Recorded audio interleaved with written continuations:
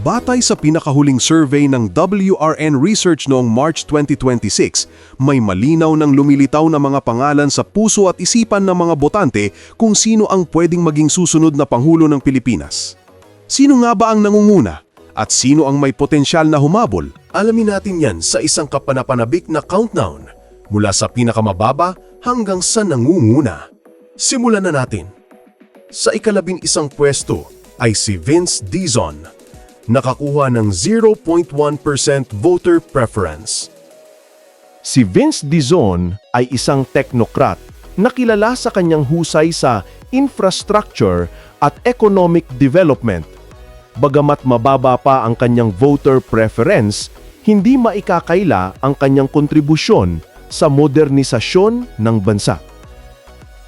Sumunod sa pang-10 pwesto, bitbit ang puwersa ng Cavite, nakuha ni John Vic Remulla ang 0.3% voter preference. Si John Vic ang kasalukuyang DILG Secretary ng bansa. Isa siyang dynamic na leader mula sa Cavite na kilala sa kanyang mahusay na pamamahala sa disaster response at local governance. Mula sa isang mahusay na gobernador, dumako naman tayo sa isang leader ng kababaihan. Sa number 9, pasok ang ina ng Quezon City.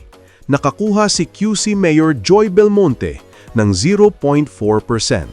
Nakilala sa kanyang inclusive at progressive leadership, unti-unti nang pumapasok ang mga local executives sa national radar, di ba? Susunod, isa sa mga pinakamatapang na tinig sa Senado. May tie tayo sa number 8 at number 7. Parehong nakakuha ng 0.7% sina Senator Risa Hontiveros, ang boses ng oposisyon sa Senado, at si dating Senator at kasalukuyang DepEd Secretary, Sani Angara.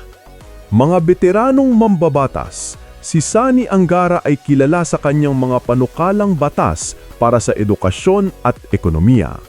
Lumipat naman tayo sa isang leader na matagal ng tagapagtaguyod ng agrikultura. Nakakuha ng 1.4% si Senator Kiko Pangilinan. Ngunit sino ang susunod na may mas mataas na suporta? Heto na! Entering our top 5, nakakuha ng 3.2% voter preference. Nagbabalik sa sirkulo si Senator Bam Aquino, isang champion ng kabataan at entrepreneurship. Si Bam Aquino ay patuloy na hinahangaan sa kanyang mga reformang pang-edukasyon at pangkabuhayan. Sa pagpasok natin sa top 4, mas umiinit mang labanan. Nasa ika-4 na pwesto si Senator Bongo na may 3.6% voter preference. Kilala sa kanyang malasakit centers at advokasya sa serbisyong pangkalusugan. Wait lang, bago natin i-reveal ang ating top 3 heavyweights, gusto ko munang malaman, sino ang bet mo?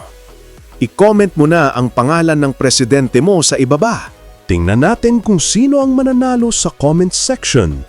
At ngayon, narito na ang top 3, ang mga kandidatong may pinakamalakas na suporta.